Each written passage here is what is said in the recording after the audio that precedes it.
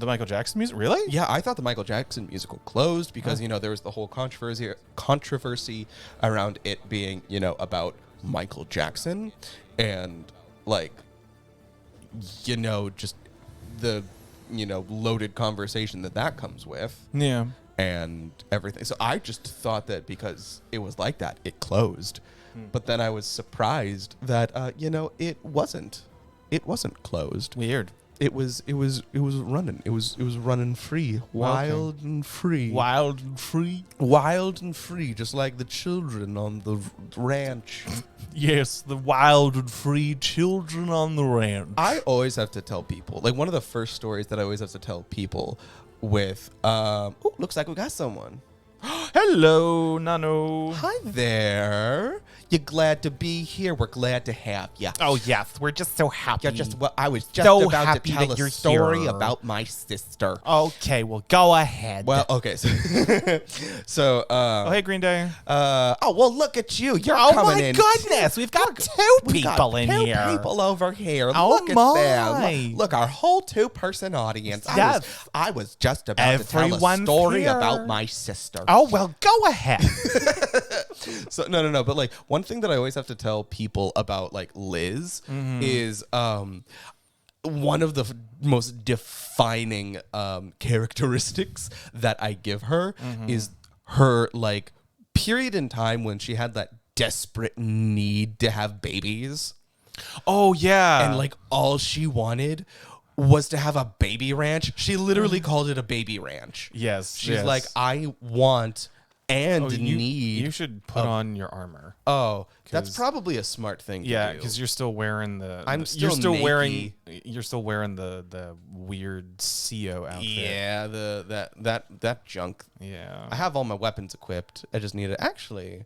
Can I do the coilials? Yeah, you just gotta go to the weapon and equip Oh it there. yeah, I gotta go to gotta go. To No, a- you can equip it in the menu. Oh, can I? Yeah. Oh. Just go to your weapons. Skills. No weapon inventory, and then you Oh. click on the. Oh. And then Oh. yeah, and then Oh. yeah. Oh, okay. Yeah, I see what's going on here. I understand it now. I think. Do you understand the assignment? No.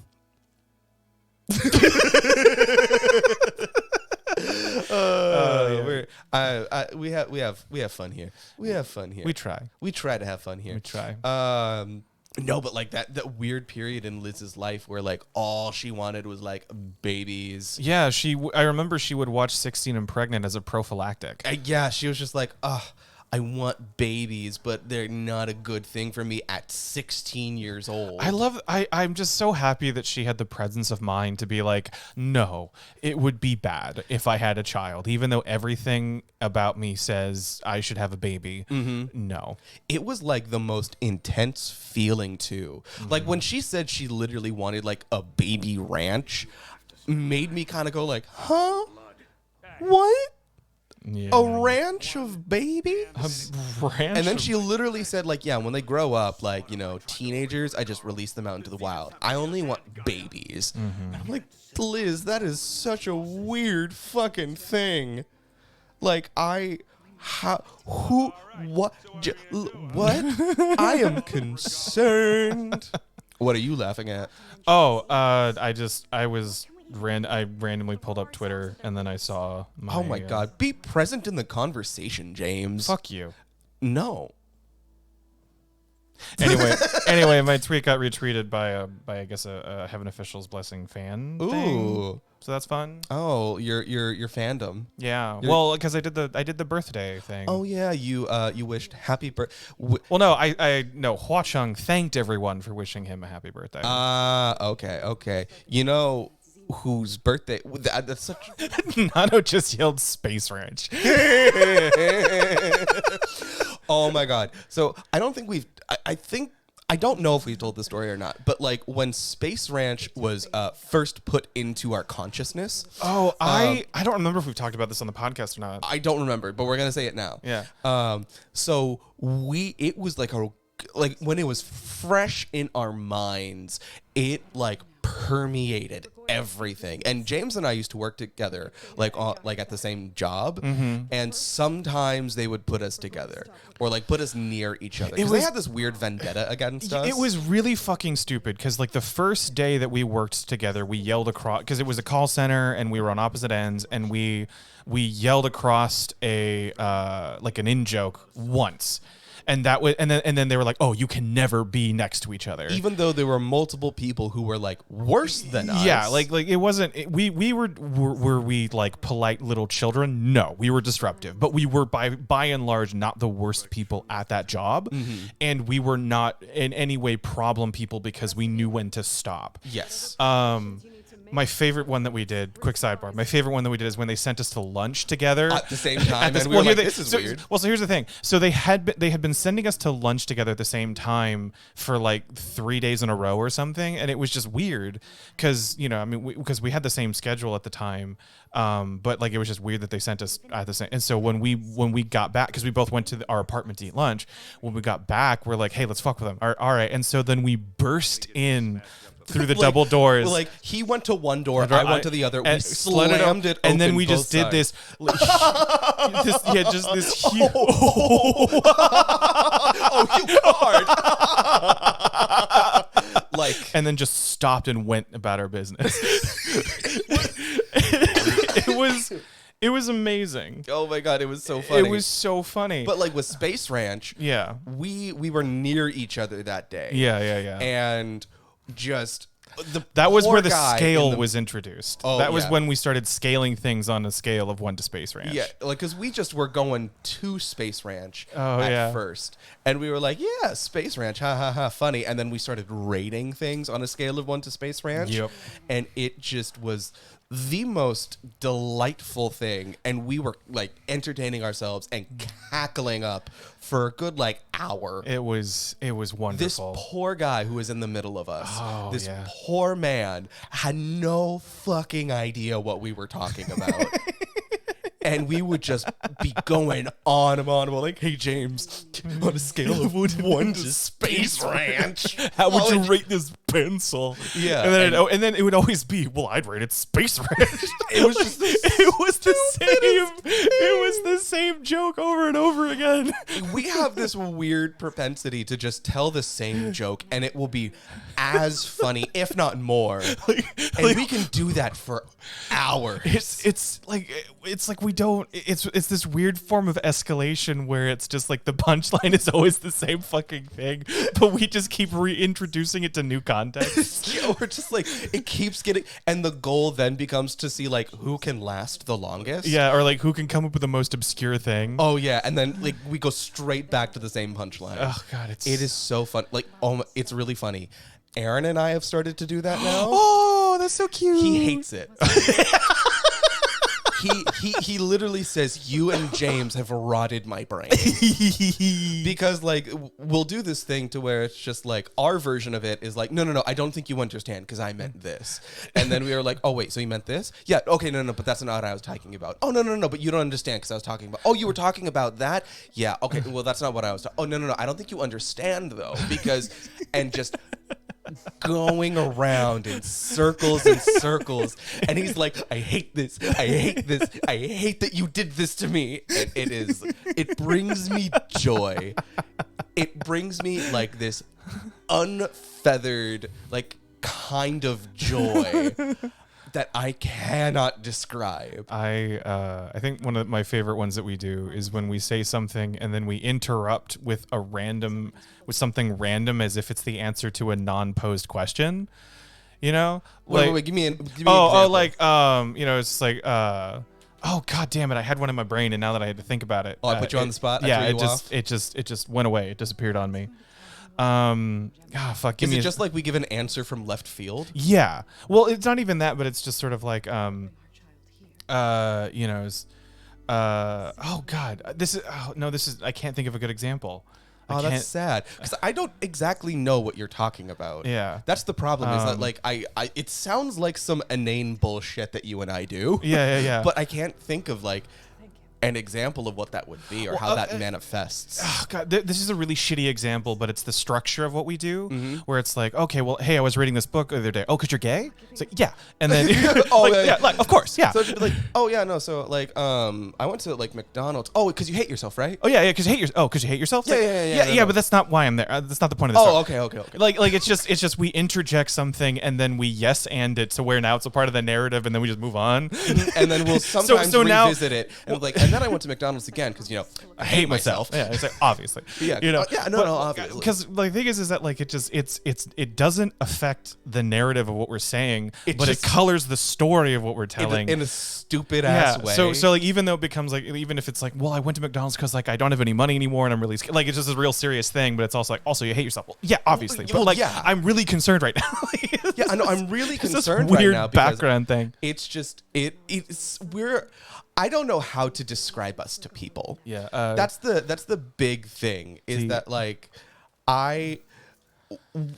to describe the cheeks, let alone you and me. Oh God, yeah, is something so hard to do. You know what's really funny is that our uncles aren't like this.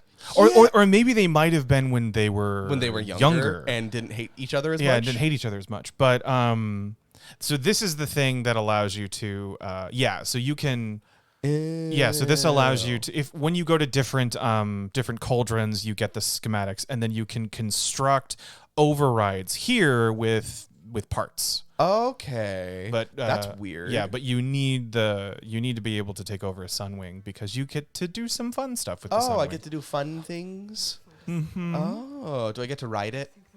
I mean, if you're gonna spoil everything, sure. Fuck, why don't you? Oh, am I ahead of the narrative? Yeah, you're. The narrative I've not been paying attention to. I know. Oh wait, there's a coil thing. I want to see if I can upgrade. We need to not play narrative focused games. Yeah, on we the just show. need to. Well, I mean, like, I think either that or you need to, or like one of us needs to be. Well, I think it's you. I think what it should be is that like I should just play games that I'm not fully interested in the story. Well, no, it's either that or you because I talked about this when we started. You feel wildly uncomfortable if there's a pause in the conversation. Yeah. So you feel a need to fill silence that doesn't need to be filled. Like we can not talk during narrative moments. Yeah. But you hate that. I hate that because I feel like I need to be like on. Yeah. So like either we as a collective need to be comfortable with not talking when the characters are doing something. That's gonna be years of therapy before we get to that. Yeah, or we need to play non-narrative focused games. Yeah, or just like narratives that we don't really give a shit about. You know? Yeah, sure. Green Day says the fun of ADHD, it gets to be funny all over again. Yeah. So I was watching like this one thing. It was like a Trixie and Katya thing, because I love me my girls, but they were talking about how they complete each other because they both have like 5 stories, but they never remember any of them. So they're just constantly passing back stories back and forth. Yeah, and they're like, it's kind of like, I buy a candy bar from you and you have $1, and I'm like, hey, I got this candy bar I need to sell. And I'm like, oh, I'll take it from your hand, and they just keep on passing it back and forth. Yeah. That's exactly that's honestly me and Aaron, is that I will tell the same story 6 different times, all as if I'm telling him this the very first time, and then he might not know like what the fuck I'm actually talking about. Yep. And it's just it's just a thing. It's just a thing. Ooh, they're all like perched still like. Yeah, they're pretty easy to sneak up on. Ooh, getting on my sneaky mode. Mm-hmm. We may come close to finishing it today. Oh, really? Yeah, we're close to the end. Because I've just been kind of like going at this. Yeah, no, and then mount the Sunwing. Mount the Sunwing. Mount the Sunwing. The Sunwing mount. Mounting. The Sunwing. Hello and welcome to Horizon Forbidden West's Zardoz. Like mounting a Sunwing for beginners. Oh my god. I love the fact that Take your stick and shove it near its ass. Oh my! I love the fact that like in our podcast, like that Zardoz became a recurring thing. That like Zardoz and fucking Nano just said that's hot. Mount the Sunwing. Mount the Sunwing. Mount the Sunwing. You know what's a funny thing? So last time I was in California, I still am, but I was like more into... You still are in California? Yeah, I'm still are in California. You still are in California? I still are in California. I speak jive. Yeah. Excuse me, miss. I speak jive. No, but I still... last time I was in California, I was obsessed with Octet. Mm-hmm. And, you know, I still am. But I was... specifically wanting to like be this one character who was like this he was one of the bases, and I was just talking about that to our mom. And I was like, hey, I would really like this, because I was showing her, you know, Octet shit. See, this is now where you get to do I just get to fly on top of him? you get to fly on top and drop down. Slower. And then I get to See, Green Day says, really didn't expect the game to go by this fast. Yeah, so like I said this in the very when we first started playing, but this game, most of the game, like time playing this game, is side quests and collectible shit. And like the mainline story is what we agreed on. Right, because we would be here a whole nother year if we were doing all the side quests. Yeah, if we were doing everything. Yeah. So R2 you just teleport over it. Fucking glitched. Yeah. Click clock. Yes. But like I was talking Mount the tall neck. Mount the tall neck. But one thing that I was talking to like our mom about is she was like, "Is your voice deep enough to be this guy?" And I was like, "Yeah, mom. Like I'm a fucking baritone, like I can hit low notes." And she was like, I don't think so. Like very, you know, shittily. As our mother usually does. No, you're stuck on there until the conversation's over. Oh, fucking hell. There, now you can summon your Sunwing. I can summon the Sunwing. Summon the Sunwing. Summon the Sunwing. Summon the Sunwing. Summon the Sunwing. Summon the Sunwing. Just fucking Mount the Sunwing. Jesus Christ. But like one thing that I was talking about, and then I just sang, like, use my like low voice, like that whole thing. Yeah. And she was like, "Oh my fucking God, I didn't know you could go that low." And I was like, "Yeah, mom. Why didn't you?" Yeah. Like, you knew these things growing up. You knew that I would fuck with people by speaking in a low voice first. There was one time.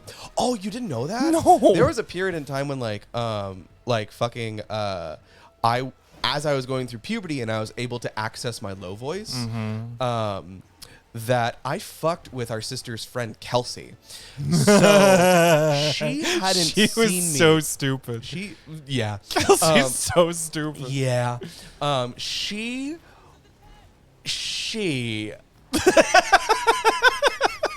Yeah. So what happened is she hadn't seen me in a very long time. And so because of that, triangle pickup. Yeah. Nice. So this this is you're dropping an EMP on a war. Oh, that's fun. Yeah. But like one thing that happened is that she didn't see me for a very long time. And because of that, she didn't know how puberty was affecting me. So when she and our sister decided to hang out for the first time, you know, in like years, and she saw me, I was like, "Hey, Kelsey." And she like had this giant shock of like, "What the fuck? What the fuck, Will? What did you do? What happened to you?" Like, "Yeah, no, like puberty hit me kind of hard." Like, yeah, no, I just kind of like talk. And then Liz also started fucking with her too. Oh God, Liz is awful. I love our sister because she's evil. Yeah, no, she's the most cursed out of all of us. I know. I love it. She's something else. She's really something. She's a bundle of joy in all the most batshit ways. It's great. So like because my boyfriend is accident prone is not the correct way to say it. He just has the worst fucking luck ever because things will just keep on happening to him, and they're all bad. And one thing that recently happened is like he had a muscle spasm, and that made him like just tap the curb, and that tap made his entire tire blow out. Oh, that's how that happened? Yeah, that's how that happened. Oh, wow. And because of that, like my sister was like, I'm gonna support him and buy something from his business. And she texted me about it and was like, hey, make sure that, you know, he makes my t-shirt extra beautiful. And I was like, he's gonna put anthrax in it now. And she was like, oh shit, I was hoping for a pipe bomb. Like, that's just kind of like who our sister is. Yeah, yeah. Like, she also told me that, like, so my sister used to be my tormentor as any good older sibling.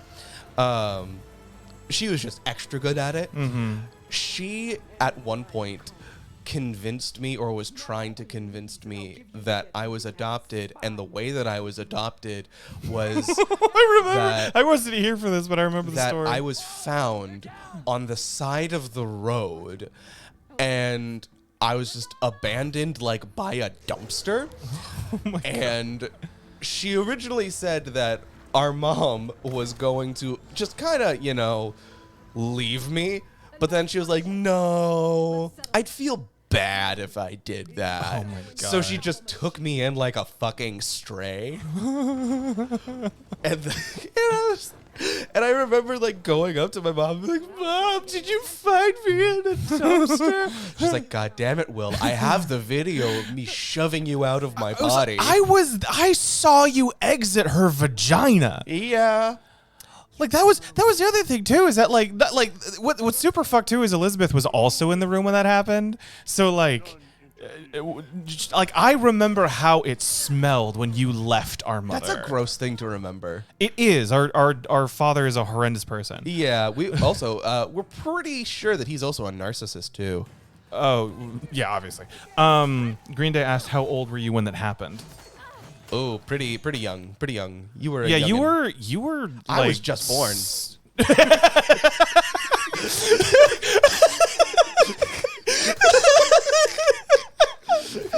Yeah, I was freshly born when James saw me come out of my mom. That was so fucking stupid. No. Oh God. When Elizabeth was gaslighting you. Oh God. The thing is that she did that multiple times, so it's hard to tell. Well, you were. I was also a very gullible child. You were in like single digits or something. Yeah, when stuff I think like I was that like happened. 6 or something. Yeah. Like I think it was. I think I was like 6 or maybe 8 or something like that. I was still in elementary school when that happened. Like I was young to where like anybody who was older than me, I like believed unless objective reality proved them otherwise. And even then, it was a little And even suspect. then, you could just take a little bit of convincing, and I'd be like, okay, I guess I'm the weird one here. Mm-hmm. Let me take you out by hitting you in the fucking head. Ah, shit. Oh, fuck. You can use your other arrows and shit on her to do. Oh, can I? Yeah. Oh, let's try, Ooh, throw an explosive spike at her. Oh, actually, I kind of want to do that. Let me just get some extras, you know. Ah, shit. Fuck. Ah, shit. Fuck. Fuck shit. Goddamn.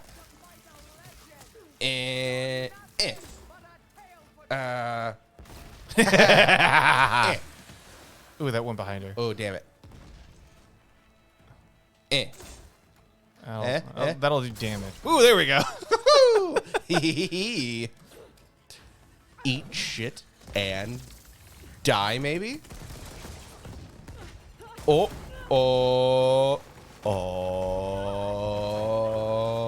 Let's see. Green Day says, this actually reminds me of when I was in first grade. I had these 2 suspiciously placed bug bites that I used to successfully convince my sister that I was a vampire.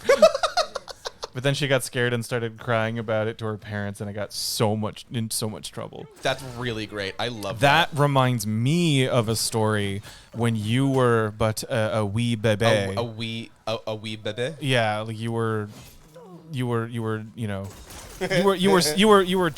children's, and you had this habit of coming into John and I's room like when we didn't want you there. And so, and we couldn't keep you out. It was, and you thought it was the funniest fucking thing in the world to come in and annoy us or something. Yeah, because I'm an evil child. Yeah, well, yeah. I mean, yeah. And so, so at one point we, oh my god, all of her armor's just fucking gone. Yeah, because I exploded it off of her. Nice.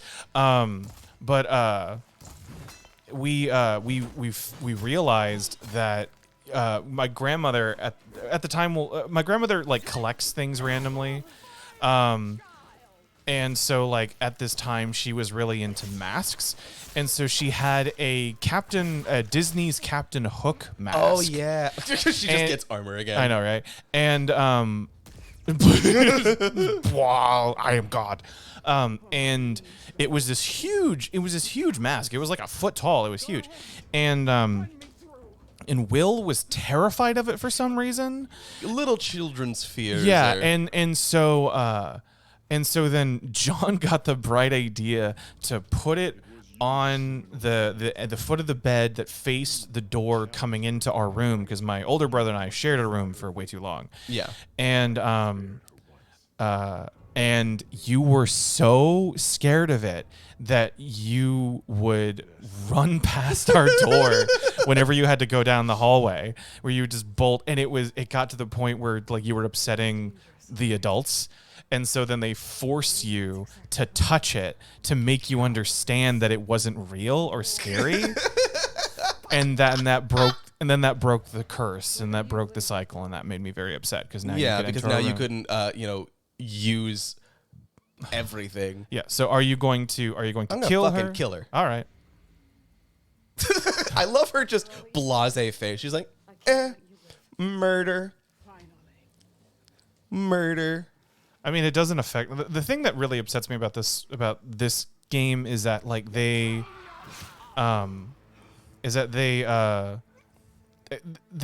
left those like flavor moment. They made a lot fewer of those flavor moments in the game. Yeah. And they don't affect the story at all. Really? Yeah, and like they gave you these sort of false choices of like this could happen or this could happen. It doesn't affect anything. Oh, that sucks. Because what would it like the other like choices, like the smart or like the peace, would they also result in her death too? Yeah, she dies. But like one of them is sort of like a Mass Effect ending where you can like, no, I'm recruiting you for this final assault because, because I need people. I need people, and you want to die, and I'm not gonna waste you. And then another one I think is just like, we forgive you, but then she still joins. But now we're just like, dead. So she dies in the assault rather than here, and I don't think it affects anything other than just like a different cutscene. That sucks. That's annoying. Speaking back to how I was tormented as a youngin', there's one time that you mentioned masks, and this also reminded me of something else. Mm-hmm. So there were like two masks that were like very prevalent, and one was like this goblin mask. Yes. Like this green goblin with it like was actually really horns and like this like white hair, and it was a genuinely freaky mask. And there was a day that I was a little kid, and I was just like, chilling in my room, humming to myself, playing on my Leap Pad, playing with my kids' toys, all sort of that jazz. And fucking Liz, of all people, gets this bright idea to just like scare me by putting on the mask and just charging into my room. So she goes downstairs, searches for it. She starts sneaking up. She's going like on the outside, like had to suppress her laughter. Mm-hmm. And she puts it on, and she like busts down my door and just starts screaming like, "Rah!" And me being a little scaredy bitch, 6-year-old, throw my elite pad across the fucking floor, back up against the wall, and just start screaming my bloody head off. And Liz just breaks down into laughter. And then our mom comes up like, what the fuck's just going up here? Because she thought that I hurt myself. I was screaming so loud. She thought that was like a bodily injury.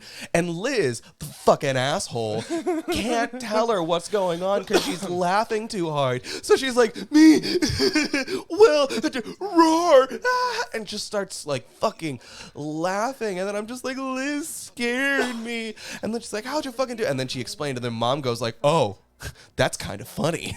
Our mom is kind of the worst when it comes to those things. Oh yeah, she's so bad. I had a moment where we were watching Titanic as a family, and this is when you were still a toddler, a wee baby. Yeah, a wee baby. Yes. And so it was me, our mom, older brother, and sister.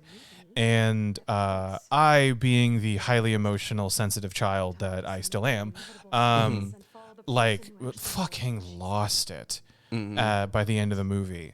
Like the scene where the mom is telling the children a story as the waters are slowly rising. Oh yeah, that's a heart-wrenching scene. That fucking just broke me. I mean, I was crying beforehand, but I was just ugly crying by then. Yeah. And by the end of the movie, I'm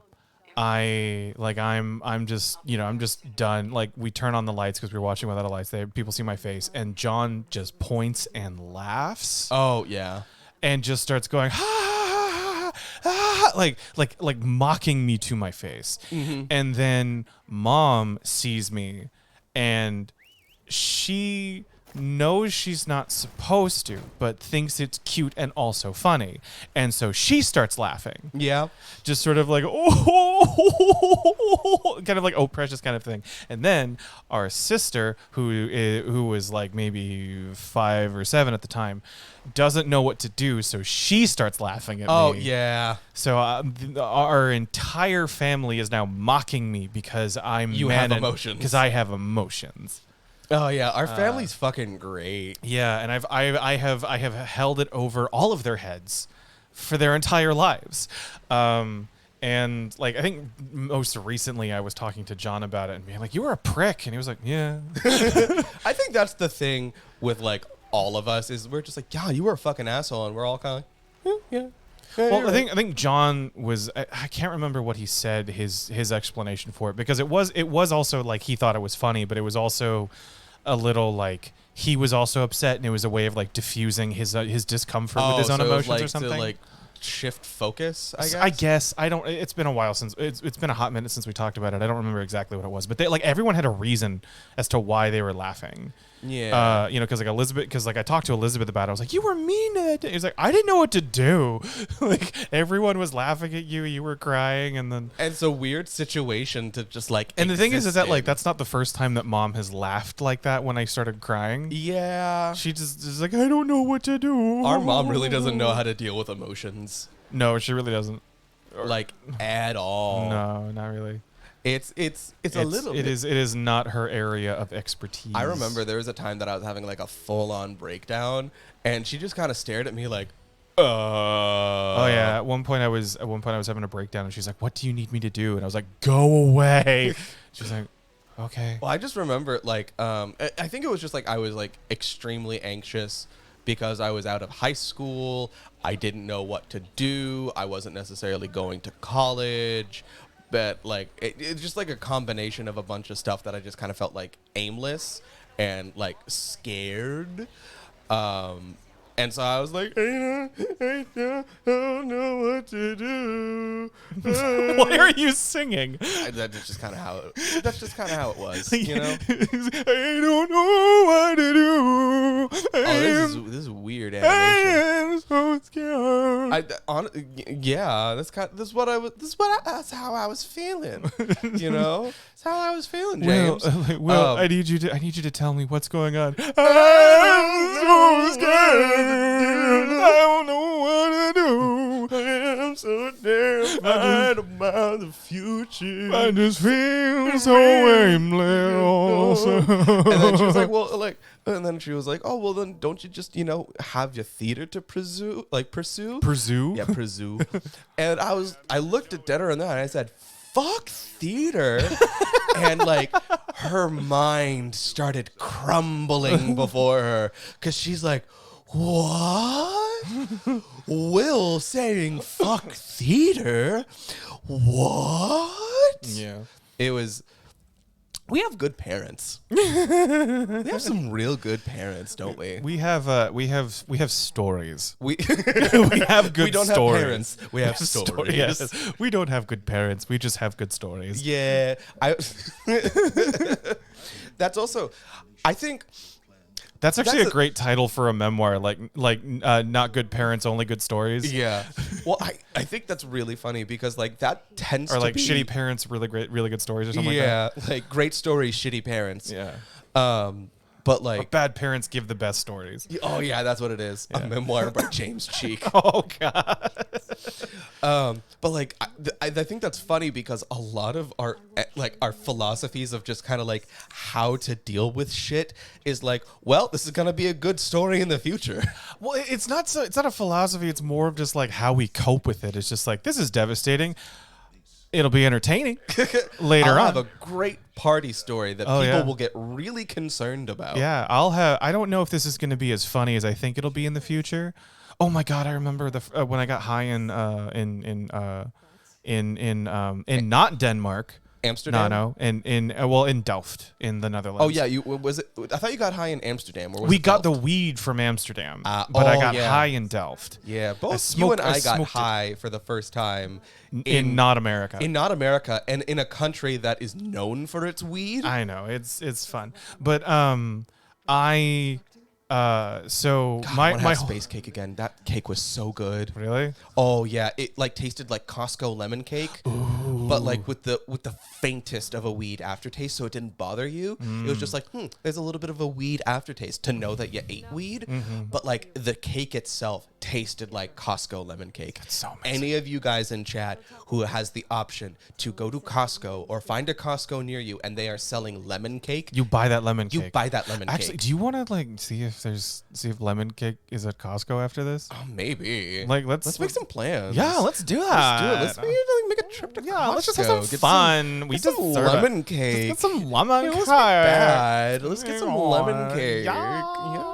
I don't know if it's like a thing, but I don't see lemon cake in the Costco's near us. Same, but then I'm not looking for it. That's also true. That's more of just like it feels almost like too special to just go out and get. Well, like the last time that I saw it at a Costco, they had redone it to where it was lemon mini cakes. They still tasted like the Costco Yeah, they were cakes, they were the same recipe. They just were smaller and had like icing, like a different icing on them or something. which is a little bit sad because I wanted like a full ass cake. Right.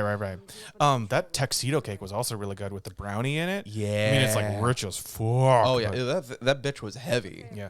I forgot what I was gonna talk about before. You got high in Delft. Yeah, I got high in Delft, and so I was inhaling, and As one does. as one does, to consume a weed. yes, and I was having just sort of a little buzz, and it wasn't that strong, and I was just kind of like, oh, I don't understand why this whole why people are so obsessed with this weed stuff. Like I'm not What's the big deal with weed? Yeah, like I wasn't really reacting to it. And then it hit me. And it hit me like how the THQ sound test hit me. Just whoa. That's how it happens. Yeah, that's how it happens. And then my first thought was, oh, this is going to be so funny later. And then I couldn't stop laughing for 5 minutes. So To the point where I was scared because I was like, this isn't funny. I want to stop. but Why? everything was still funny. Well, I just couldn't stop laughing. I physically couldn't stop myself That's from laughing. funny. So Okay, so my first weed experience was also in the Netherlands. We went to go visit one of my friends up there who I had made on the exchange program that I was in. Just because, I was near the area and I was like, I don't think I'm ever really going to see him again in a very long time, so might as well. I loved him. Shout out to you, Milan. You're fucking awesome. I love you, dude. Yeah, because he's totally a listener. Yeah, he's totally a listener. He's here right now. That's actually What? Green no. His dad has been sucking on your dick this whole time. Oh my god! I just thought it was a weirdly healthy Aaron. Yeah, I know, right? Strangely healthy Aaron who just re-dyed his hair black, Right? With the hair texture completely changed. I mean, I don't try to assume anyone's hair texture. Exactly, as you shouldn't, But freaking dude, we were late, and I mean like hours late, like 8 hours late, Like pregnant late? like pregnancy late, because like we meant to go, we were supposed to be there at like I think like at 10 or something like that in the morning. We got there at like 5. Oh, Jesus. And he waited for us the entire time. Oh my God. And like, I know you're making fun of me right now, but that's actually a really nice thing to do. Like, I was like, damn, you waited. Because another thing too is that there were also some other people who were supposed to meet up with us too, and they all left because they were just like, I'm not. This is ridiculous. And I'm like, you guys are right. I'm sorry. This has just been a trip that's taken a lot longer than like what we expected. But no, Milan stuck it out. And then we got him weed and we got me some space cake for the first time, and I ate it. And I didn't know that edibles took forever to kick in. I had no idea about that. So I was thinking like it was going to hit me in like maybe, a half hour, something like that. And so I was shit talking the weed, which, if any of you consume illicit substances, depending on your location, you know that you never shit talk weed because it hears you. And so I was like, this weed is nothing. I must have a naturally high tolerance. Blah, blah, blah, blah, blah. And 3 hours later, we're saying our goodbyes. We had dinner. We all had a weed, all sort of that stuff. And then we're getting into the train station. And I feel like a baseball bat just hit me in the backside of my head. And I went, uh-oh. Uh-oh. Oh, no. Oh, no. And so I'm sitting there going like, oh God, here it comes. And then we get on this train and I'm just sitting down, and then I'm sitting right next to my sister, and I lean over to her and I go, Liz, I think I'm losing my balance. And I'm just sitting still, straight up on this train, and I'm like, I think I'm losing my balance. And I don't know how to describe it other than this, but after that point, the world became an indie movie. Like, everything in the world was like, oh, shit, man. That'd be great for a fucking indie movie. Like, oh, shit. This would be great for a fucking indie movie. Like her husband was there consoling, like, my baby nephew. And, like, just seeing him cry on the train from, like, going away from Amsterdam. I was like, oh, the context, man. You need to put that in an indie movie. Oh, my God. And then Liz, in her bright wisdom, decided that I was the perfect man for the job of buckling in our baby nephew into his car seat when I'm high as hell. I don't know how to do that, and I'm terrified that I'm scaring my baby nephew. I'm like, I'm so sorry, as I'm trying to figure out how these stupid fucking buckles go into there. And I'm like, face first, like, eyeball touching the buckle in my nephew's baby crotch, because I cannot concentrate with any kind of distance away from this buckle. It was an experience, man. And then I was dating somebody else at the time who had this weird thing about he wanted me and him to have weed at the same time for the first time together. And so I was like, oh no, he knows. Because I was texting him throughout the day, and I was like, he knows I'm on weed. It was a fun time. Oh. It was a great fun time. I have to be honest with you. I wasn't laughing at your story. I was laughing at a message that Aaron sent me. While we were recording. What did my boyfriend send me? He sent me something I can't say on stream. I think can I see what this is it transphobia? Yes. Would it make you say a transphobia? Yes, it is a transphobe. Oh, well, why don't you say it for all of two streamers or not? Wait, hold on, my brain. Oh, are you giggling to yourself? Can I see? I want. There you go. There you go. I want to read.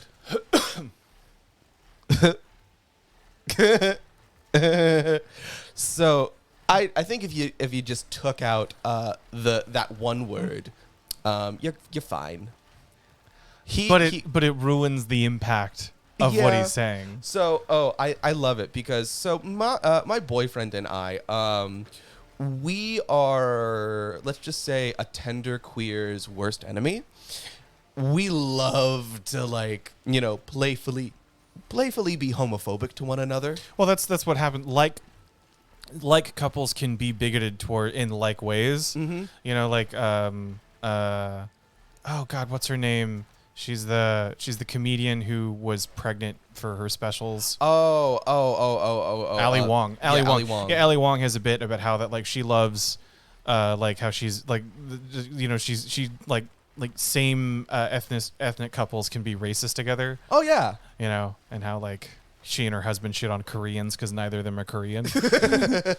Yeah, you get to have your fun bigotry and all sort of that stuff. But what I love is that we say it with obviously a tinge of reclaiming the slur with a little bit of we don't actually believe what we're saying. Well, we're just having fun. We've had this conversation too, where it was it was horrendous that this word was being used in this way, mm-hmm.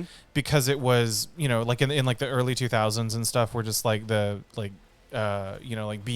Hellscape. Yeah, that's gay, or the whole Wanda Sykes campaign. Yeah, and Britney Spears did that too. Really? Of what? I did a "Don't Say Gay" campaign. Oh, really? Yeah. I think she was just hey, don't say that. Yeah, but the frustrating bit of the word was that it was expressing an idea that we didn't have in our vernacular yet, which is something that is annoying and frustrating in a redundant sort of way, mm-hmm. where it is an unnecessarily frustrating or annoying. Yeah. And that's a wonderful thing to be able to express. Are you saying that calling something fucking gay in a bad way was a good thing? Oh my God, James. During Pride of all months, I actually support you in that. Yeah, see? Because it's Pride. Yeah, because it's Pride. It's an excellent time to have that opinion. Right?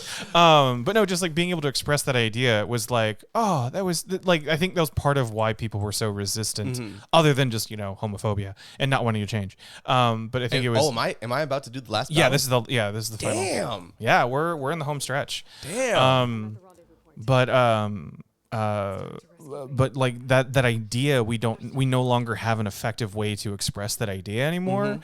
And so while I don't, but because this reminds me of something, Katya had an interview recently, mm-hmm. where she was expressing this idea of just oh yeah, I want this word to come back, mm-hmm. because it just expresses this kind of behavior that I don't have another word for. Yeah, there isn't any sort of term in our English American vernacular of right. this thing. And so I miss being able to express that idea, but I don't ever want to use that word ever again. Yeah. At least in that way. So I'm not gonna use that word.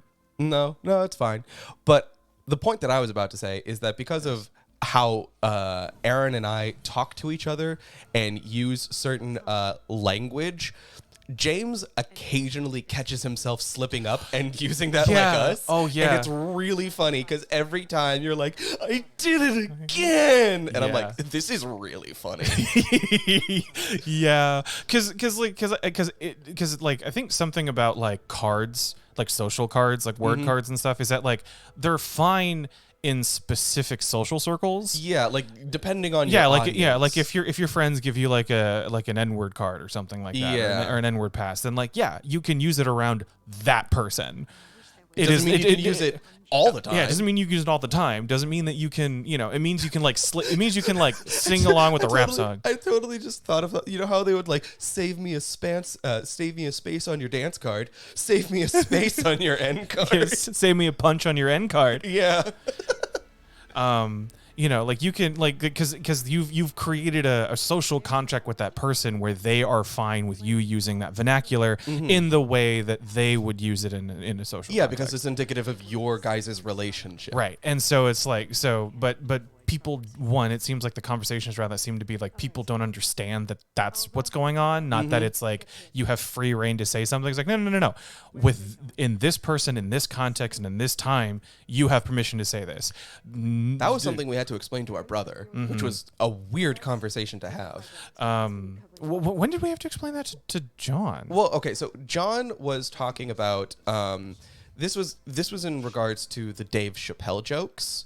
Yeah. That he was mentioning, and he was giving Dave Chappelle the benefit of the doubt because you had this conversation with him. Well, I had this. I thought you were there for this. No. I was caught in the middle of this conversation, but I did not have this conversation. Okay, with so him. basically what it was is that he gave Dave Chappelle the benefit of the doubt because these types of jokes he said that he would talk to his trans friend with, and I was like, but that's not good because that's specifically something that you do in the context of the relationship that you have with that person. And I gave like you and my relationship, I'm like, if James said half the shit that he says to me to any other gay person in the world, I'd get castrated. you'd get eviscerated. Yeah. It's all because of who you talk to and the kind of relationship that's indicative between you two. And he was like, oh, well, I didn't realize that. I'm like, really, John? You're smart enough to come to that conclusion. I'm surprised someone had to spell it out to you. Well, sometimes John is a very straight white male. Yeah.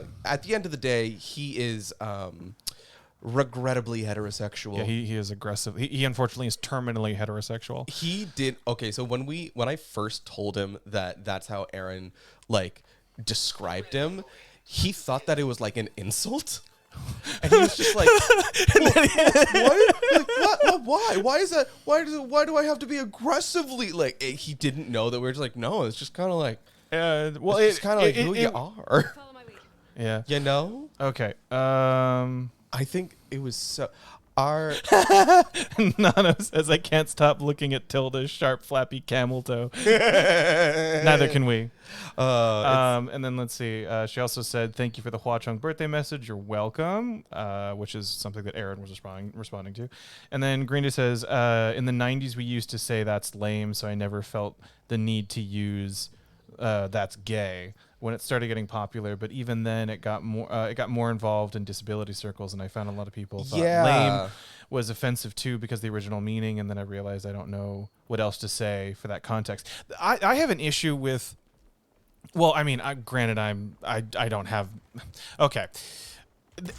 Conversations about ableism for me are very difficult to navigate because you hate disabled people. Yeah. I didn't want to say that on stream, but yeah. But I'm going to say it for you. I know. That kind of joke I was referencing earlier. Yeah. But no, it's this like it's because like the word not to take away the or to invalidate someone's argument saying that like I don't like using this word because of like how it may or may not offend me or how it negatively affects me or something like that. Like that's the position that you have, that is fine. And it is my job to respect it. But like, you know, the word lame is such an archaic, my understanding of the word is that it is such an archaic term for that condition that I'm like, I don't know anyone who uses that in a modern context anymore. It's usually like you're either you're more specific with like, oh, I'm paraplegic or quadriplegic, or it's like, or I'm just disabled. Like that's the word that's used. Whether like I don't know anyone who uses the term lame in the context of not being ambulatory. And so that word, I'm like, that word seems to have evolved beyond its initial definition. I think that speaks to a very interesting conversation about like when has time passed enough for us to understand that like how much time does the tragedy need before it becomes a comedy? Yeah, of like these words, like, because you could also make like a lot of arguments for a lot of other like heinous words that still kind of hold that weight to a lot of people, but because they were used in like archaic senses, were their like points of origin.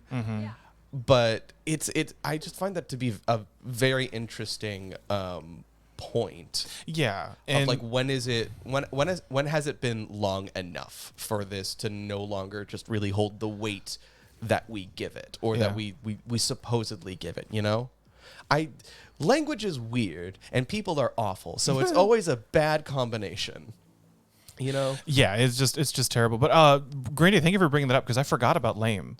I forgot about that like gay replaced lame in common vernacular. Yeah. Where lame was unnecessarily, which that was funny because I don't remember that ever, because I remember like, even though very few people intended it to be derogatory against gay people, there was this sort of idea of like, oh yeah, that's so gay, meaning like, yeah, there are some things that gay men do that are unnecessarily annoying and frustrating.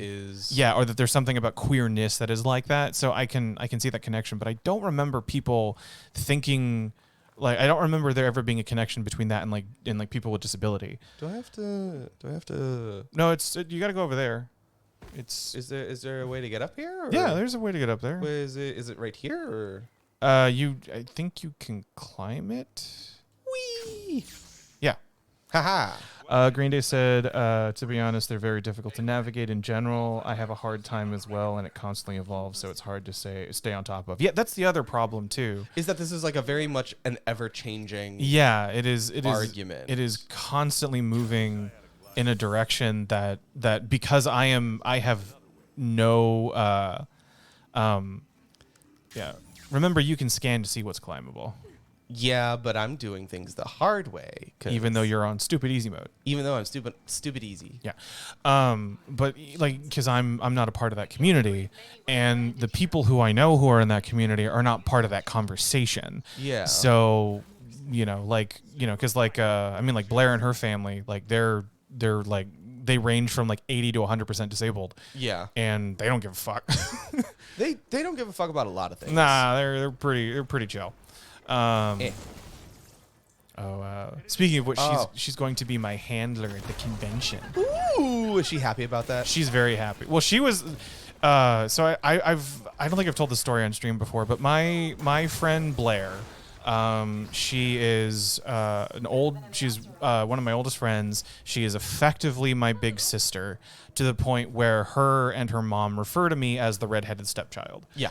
And like her mom is like a very involved aunt in my life. And so they're good people. Yeah, they're good people. So I got Blair addicted to conventions. Yeah, you did that to her. I had wanted to go to conventions for most of my life, but I never had the money, nor did I live close enough to an epicenter of people to be able to like feasibly go to one before. And so I was able to go to, I think, like one in California when I was visiting one year, and then like something else. But like, and so in college, because I was going to college around Dallas is like a mecca for fucking cons. And weirdly enough. Yeah. And so I started going, because also I was, behind you. What? Was there a thing? No, I'm to leave. You were like exploring an area. I was like, no, I was just seeing if there was anything else I could still. Oh, I thought you were like, do I go that way? I was like, no. No. I was like looking for stuff that I could, like. Yes, this is the Once More with Feeling Friend. Green Day. Also, you said, which is where more socially. Let's see. There's even a phenomenon. Oh, okay, here we go. See, there's a phenomenon for the feeling of being like getting like lost in, or not being able to keep up with a conversation about social issues. It's called the euphemism treadmill. Euphemism treadmill. I like that. I like that too. Let's see, which is where new, more socially acceptable terms are created and immediately get sublimated to become insults on their own. Yeah, it's fuck. That's well, that's it's what like happens. it's like I remember weirdly enough, I was talking with our Y half of our chromosomes. Derek. Yeah, direct. I can do this. You can climb on that. Okay, cool. Like I was talking to him about it, and he was like, "Yeah, no, like a lot of the term, he meant it in a like evil, awful way, but he was basically talking about how, like a lot of the times medical terminology will get updated because of colloquial use, and about like how the R word was supposed to be initially a like." Medical use for like a certain thing, but since colloquial uses, it changed. Yeah, and like because of that, other things changed, and he was under the belief that like, no, we need to keep these things the same. He's got that fucking like that conservative that fundamentalist Christian. The origin of something is somehow better or more pure than the new version, which is fucking stupid. But anyway, back to Blair. So in college, I started going to cons, and I moved up to this area with her. Her and her family moved to a town outside of a city that's in the North Dallas area, and I lived with them for about 2 years. And then when I moved out, we were still seeing each other all the time. And so when I started going to these cons, because she's a bigger nerd than I am. Oh, she's by far, and she's also a bigger collector than I am. Oh, by far. And so when I started going to these conventions and I started seeing people that I knew she would be interested would be there, I was like, hey, let's go. And so for her birthday one year, I bought her a ticket and we went to go. I think also paid for like a signature or something, but we went like an experience. Yeah, and or no, just like to get a signature. And so I brought her to that convention, and then that just started a spiral, a problem. And she then started going to every convention in the area. She has become friends with some of the celebrities who are like Texas-based celebrities. It's really fun. Yeah, like Glenn, like she is on like a first name, like super tight, go out to dinner after the con level of friendship with Glenn Morshower. Really? Yeah. Oh, that's fun. There was at one point where, because they just kept going up, because they loved his work, but also because like they just kept going up to his booth and like chatting with him for a long time. And there was a story where am I going the wrong way? You're gonna die. Oh no, you're gonna. Oh, you almost died. But there's that's the right way, but you don't jump off of that. I think there's something else. But where they were very polite and they were just like, yeah, you've got to like knock something over or something. Okay. But they were just like, hey, we'd like, if you're all right with this, we would like to take you out to dinner. And he's like, oh yeah, of course, you guys are family. And I was like, oh, all right, well, all right, we got this now. Yeah. Oh, you probably just climb. Yeah. Okay. Yeah. Okay, I see what's going on now. But yeah, so now that my career is finally in a place where I can start going to conventions. Yeah, where you can finally say, do you know who I am? Yes. And then people will be like, no, and then I'll be like, fair. And I'll be like, yeah, you're right. Yeah, like no one gives a shit about Dong Hua. No. What are you talking about? What are you talking about? No one gives a shit about Dong Hua. So now we're at a point where she was just like, if you don't bring me on as your handler, like, I hate you. Yeah, we're gonna have some issues. Yeah, like I now have to bring her on as my handler for things, or else bad things will happen. Right. Well, because I also because she and her mom are disabled and also like go fucking all out for anything that they do. So they would spend a lot of extra money for VIP stuff that I would. That I'd get in for free, because I would come in as her mom's assistant or something like that. So I get to work the system. Yeah, that's my favorite thing. that like my boyfriend gets to do is because he's disabled, he gets to work this system and he always loves doing it. He's just like, he. I deserve this because society treats me awful. And we're like, yeah, that's true.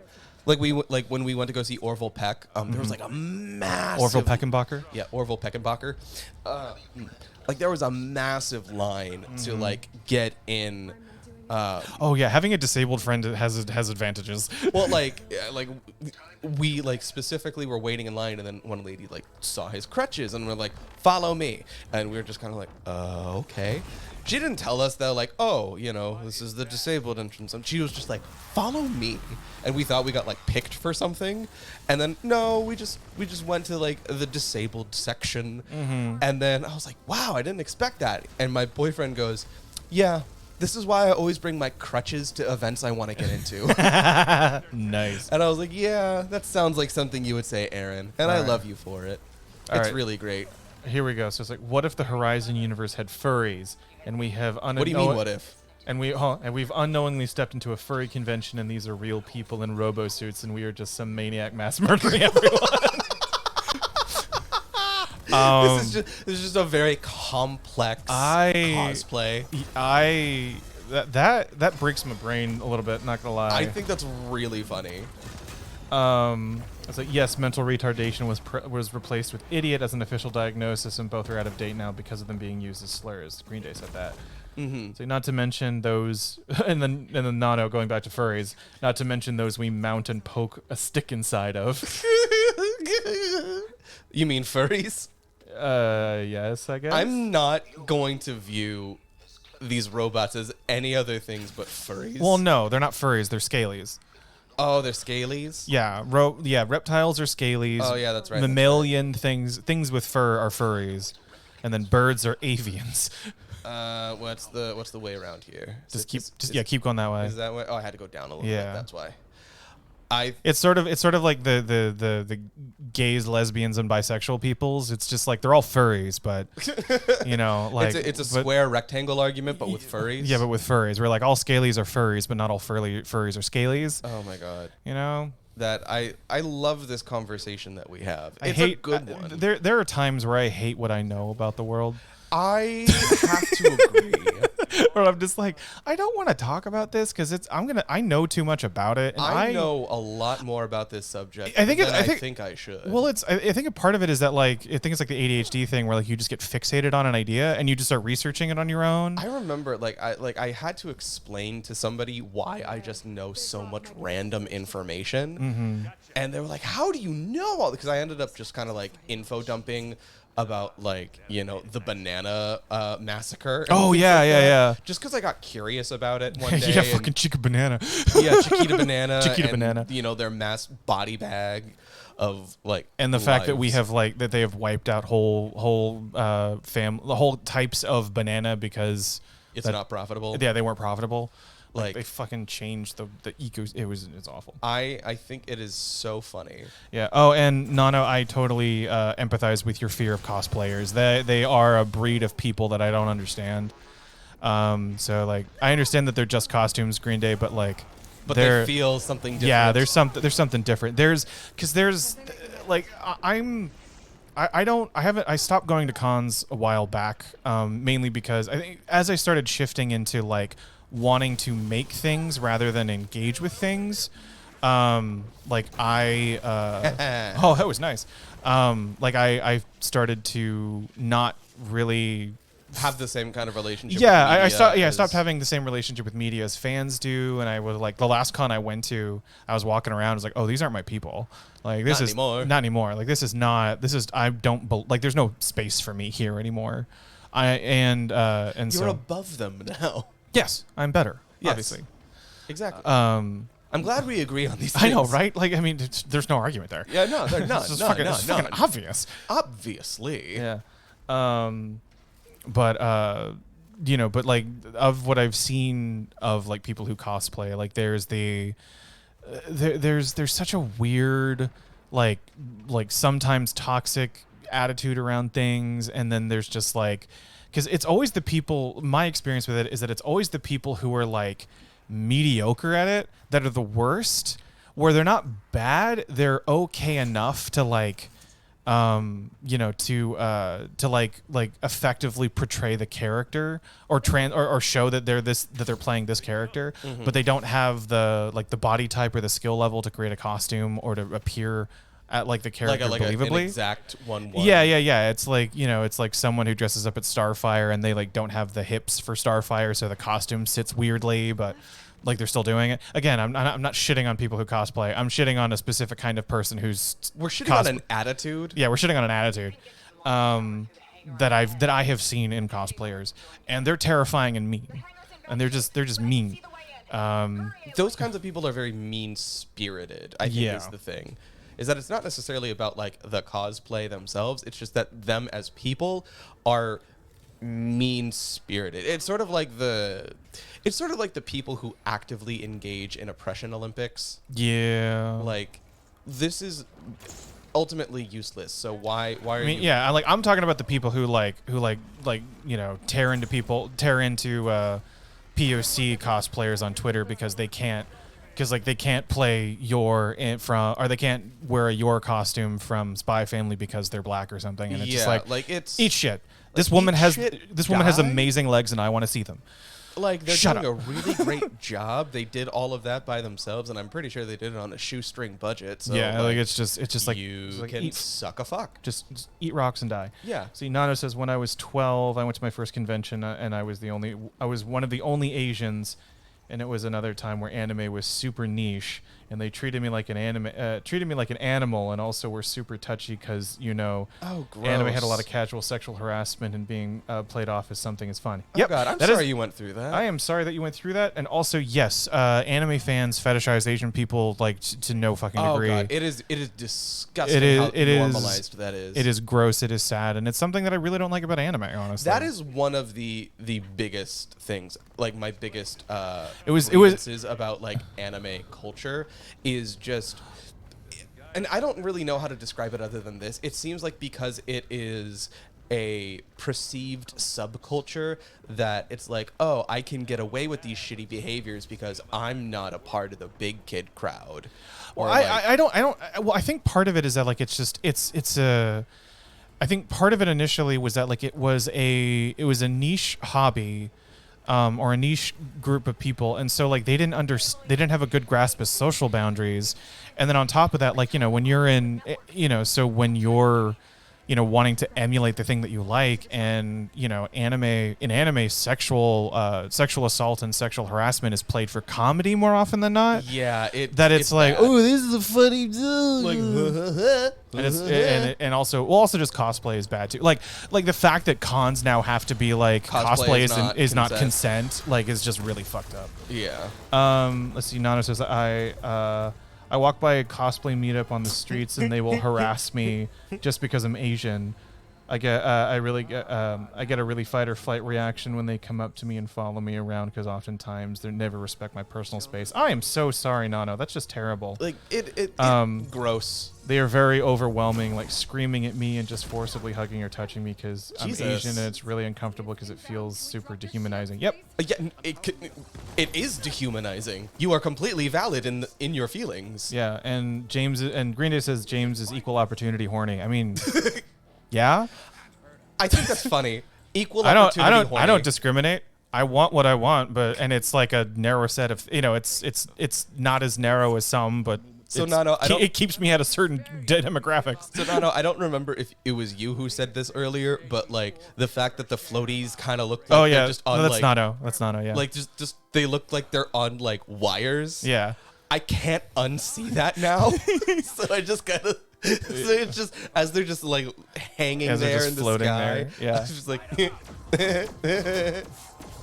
it looked funny. Yep. This is funny. I like it. This is funny.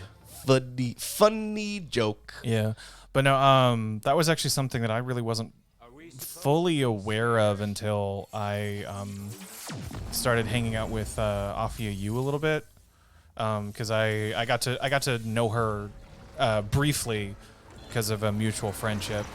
And that was something that she had kind of brought up before. It was just this was that like anime dudes can get gross, especially for Asian women. Oh yeah, it's there was a TikTok thing that was like going on in my Oh my feed God. for a while. The camel toe. I can't unsee it. It's just this massive vagina. Just this It's funny. huge vulva. Labias. It's just really funny to see. But like, there was a hold on. No, I'm not equal opportunity horny. I'm just horny. That gives everyone an equal opportunity. Yeah, when everyone's horny. Yeah, when Everyone's horny. When everyone's horny, you're gay as fuck. Yeah, things get gay. You get queer as shit when everyone's horny. Yeah, you know, queer I think just boils down to let people be horny, Yeah. and I believe that. Yeah. I believe that. Let people be horny. Except when we can't let them be horny. Because there are some people we cannot let be horny. I mean, you know, if they're horny on Maine, If they need to go to horny jail, you know, I would like to think of myself as pro, you know, like prison abolition, a little bit of a prison abolition, but I fully also believe in horny jail. I feel I'm like you're horny. Horny only matters to you, and potential and maybe someone else, and maybe a theoretical partner. Yeah, and theoretically maybe 1 or 2 or 3 or 4 or 5 or 6 or 7 or 8 or 9 or 10 or 11 or 12 or 13 or 14 or 15 or 16 or 17 or 18 plus people. But 19. But 19, never. You were a disgusting human if you go beyond that number. Oh my god. So you just reminded me of something.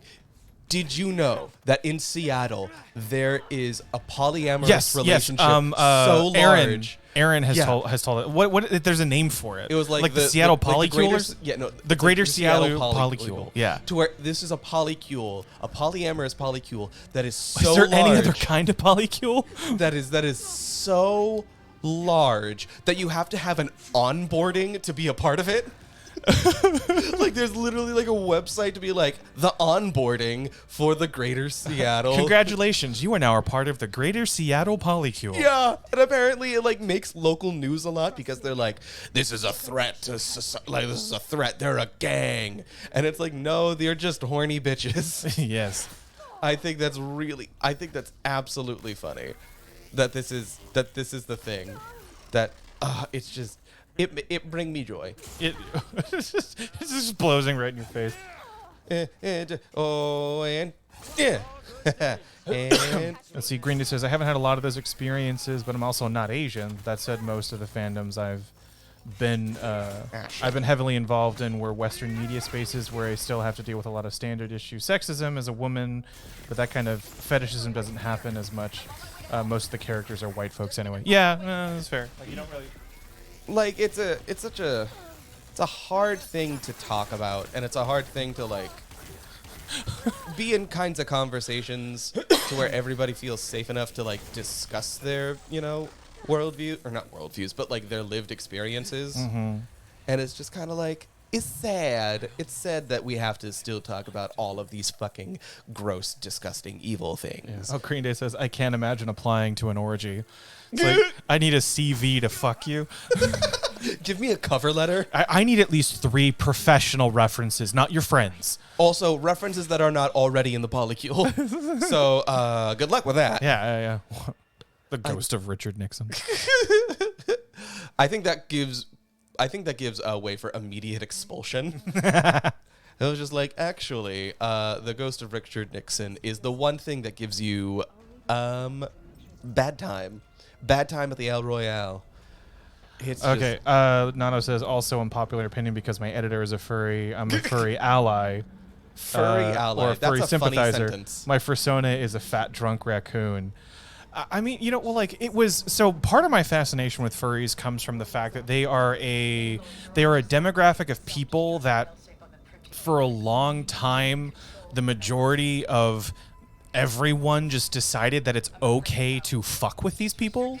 Yeah, it's still largely socially acceptable to be like, oh, God damn it, furries. Like to just endlessly shit on and like be bigoted towards this group of people who all they like who you all know they do is they just like all they do is like aesthetic. anthropomorphic. Yeah, all they do is like a character design.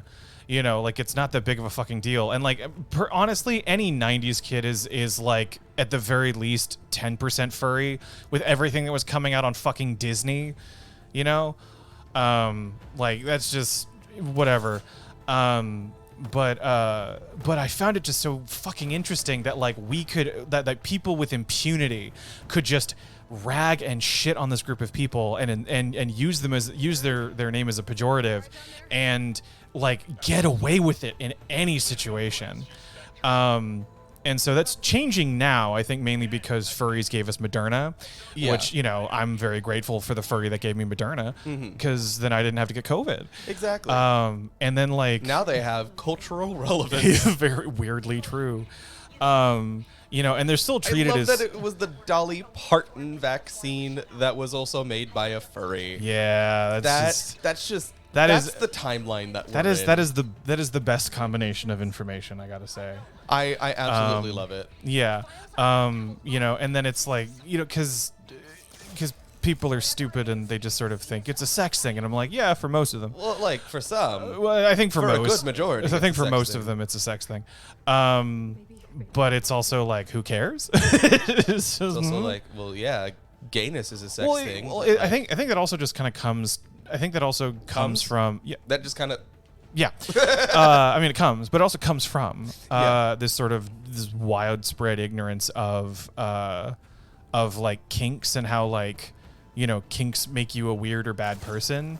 Well, that's like I think that's a very puritanical. Well, yeah, that is very sort of puritanical look, but like, you know, I mean, not to get too fine a point on it, but like, you know, like the fact that like BDSM culture has afterplay like makes me like makes me want to like BDSM, but I don't. You want aftercare? I just want aftercare. That's all I want. That's your kink. I don't. Aftercare. Yeah, I don't need to do any. I will go through a BDSM session just so that just to get aftercare at the very end. like I'm just like, baby, if this is what you need to do, fine. But I just want. This. I just need to finish. I need my cuddles. I just need my cuddles. That's all. I need cuddles and soft jazz. Cuddles and soft jazz. That's all I need. Oh my god, that's really funny. You know, but like, you know, so it's like that's part of why you jump. Remember? That's what I'm trying to do. You circle. That was what I was pressing, but I wasn't doing the thing. Well, it's because the game knows we're talking about furries and it hates furries. Oh yeah, that's fair. That's fair. Horizon Zero Dawn is notoriously against fur. Oh fucking. Oh. Ah. Okay. Cool. I'm back on it. I mean, all of those robots have furries in them. That's very true. It's very true. But yeah, so like, you know, and I think I've mentioned this before, but it's like I know too many people of too many different demographics to like be a shit about a lot of this stuff. Yeah. Because like at the job that we had, we worked with a ton of furries. We worked with a weird amount of furries. And the only and so like the one thing that I find odd about the furry subculture is that there is this sort of like fucking shit. What the fuck? Is that for some there is sort of like an infantilizing behavior thing that happens that I just find super weird, but that's just because I don't like infantilizing behavior, period. Like baby talk and stuff like that. I fucking hate it. But you know, I mean, you do you. Like, no judgment. I just think that's fucking. That's not what Jimmy's your Johns. No, that's not what Jimmy's my Russells. Yeah.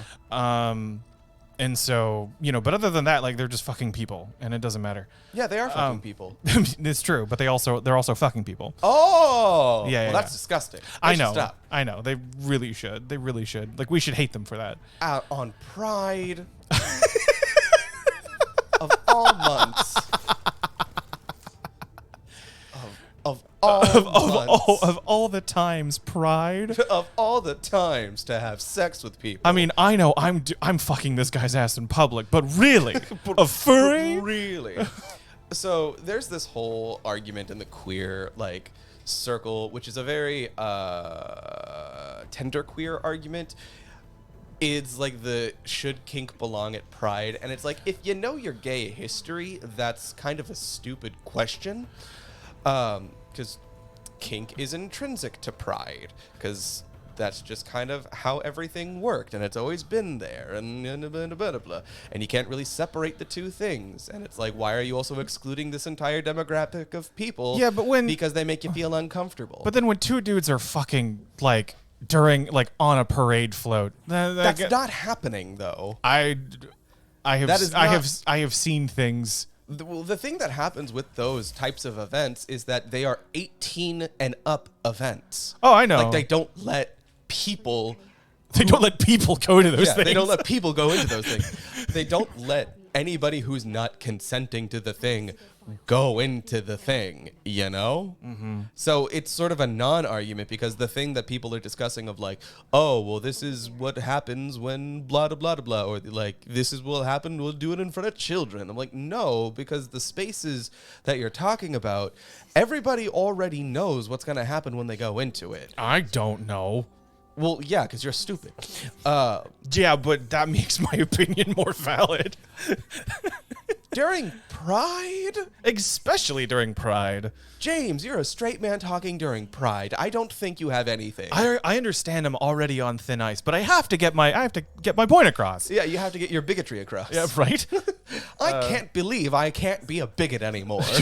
It's so unfair. It's so unfair. Let's see, Nano says, not gonna lie, I think it's funny to shit on them too. Oh no, it is. It's funny. It's objectively funny. To not I say this in jest, but they kind of ask for it sometimes. Yeah. Well, okay, so it's a weird group of people. So here's the thing. This is the thing why I think it's very much fun to dunk on furries, is because at the end of the day, it doesn't really mean anything. So you're just dunking on a non-thing. And I find that very funny. Yeah, because like I think we've had this discussion too, where it's like there is no concrete definition of what a furry is, because like it means whatever it means to a lot of different people. Yeah, and like some people treat it like a sexuality, some people treat it as like a sex and gender identity. Some people just sort of treat it like a fandom. Some people are just like, this is what my rocks get off to. Yeah, like, you know, and I'm just like, okay. There was a Criminal Minds episode where they had furries in it. It's not. Oh wait, there's a Criminal Minds episode with furries. Yes, because Aaron showed me that. I know that there was the CSI episode with furries. There is also a Criminal Minds episode where they have furries. Oh my god! If a crime show goes long enough, a furry gets murdered. Yeah. There was also one in iZombie too. There was a furry episode in iZombies? No. There were furry characters in iZombie. They were suspects, but their alibi was the fact that they're fucking in fursuits. Oh wait, that was season 4 where we stopped watching. Season 4 was so bad. Yeah, because there was a D&D episode, which is fucking awful. I know, right? I hate D&D in shows. It's so they never get it right. They never get it right. They treat it like it's RPing or something or LARPing, and it's not. And I tried LARPing once. I couldn't get into it. It's very weird. It's a very specific brand of roleplay. Let's see. Green Day says, I think it's safe to dunk on furries because so much of it is fictional, but honestly, I've had a lot of friends who are furries, and people definitely go overboard on hating on the culture. Yeah, that's true. Well, I think that there's a misargument there stating that because it's all fictional, it's okay to dunk on. Sorry, Nado says, I like living in the reality where Dolly Parton and furries joined forces. That is an excellent sentence. Oh, God. I think that is very much an excellent sentence. See, that's like, okay. And then so they're talking about aftercare. It's like I feel like I think we're really getting to know James tonight a little bit. Yeah, a lot of it. It's like that one guy in Pornhub who used to post to purposely post aftercare videos. Oh, that sounds amazing. I like him. I enjoy him. I don't know who he is, but you mentioned him, and now I like him. It's like there's no actual porn, just like bringing you a glass of water after sex and simulating back rubs. Oh God, that sounds amazing. That's a good guy. I like that guy. Yes. That guy does good. See, Nanos is saying, so I try to partake in furry culture from my editor, and we were in a conversation where I called them my furry dad, and they were all confused as I thought it was like a drag mom, and they were my furry dad. Apparently, it's not, and they joke about it till this day. I think that's like a like it's a drag house for furries. That is amazing. Why don't they have fur daddies? I don't. Well, Okay, I think because you just spoke it out loud, we found our answer. True. Well, will have to be different. It'd be like I don't know, like a furry papa maybe I or don't know, something. like I don't know. The one thing that popped into my head is your mare, and I know that's wrong. No, that's its own. That's its own thing. That's its own thing. I tried to hire a furry sensitivity reader for my tentacle BL, and they laughed at me. But they liked my. That's what? really funny. A furry sensitivity reader. I find that to be very funny. Wait, Nano, we're learning shit about you today. Like, we're all sharing. This is a safe space, apparently. Yeah, I guess. This turned into a safe space. Hold on. Like, why a furry sensitivity reader? For tentacle porn? You have to answer this, Nano. Like, I want to see the fucking receipts. Why did that happen? Oh God, that's so funny. Was it just like you kind of being like the ally that kind of like goes overboard just a little bit? Yeah, just like this is adjacent enough to where I don't know if I should be concerned. I don't know like where the boundaries lay, and so I'm just taking my time, you know. Oh my God, that's really fucking funny. That is so oh God, that brought me so much joy. You're gonna have to make Aaron listen to this entire episode. Oh my God, of course. Absolutely. This is prime stuff here. Oh my God. Like shit, man. I think that this is the best thing to come out of this. I'm so glad if this is our last episode, it's worth it. This has all been worth it. Well, cause furries have tentacle porn, I think, but like yeah, well, but tentacle porn's its own thing. Its own genre. Yeah, like it's its own. It's its own bag of weirdness. You know, like. You killed your ancient lesbian girlfriend. I did. I don't know why, because we were laughing at a sensitivity reader for furries. I'm sorry if we're dunking on you too hard, but that's really funny. You have to admit, that's really funny. Like, that's a really funny thing to have. Yeah. Oh my God. That is so fucking funny. Oh my God, I hurt a little bit from laughing. What? Oh no, I'm just laughing at you.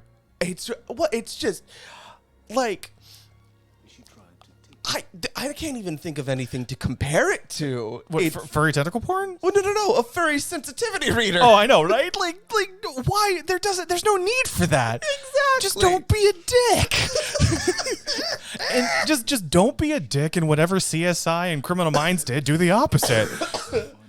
Just look to the bad examples and then don't do whatever they did. Oh my God! What? The answer is worth it.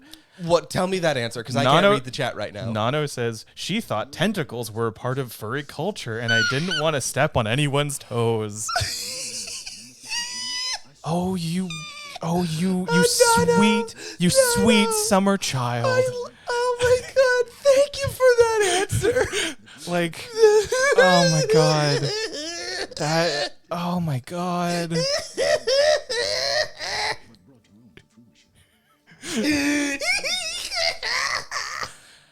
You don't understand. It's easy for me to get Will to.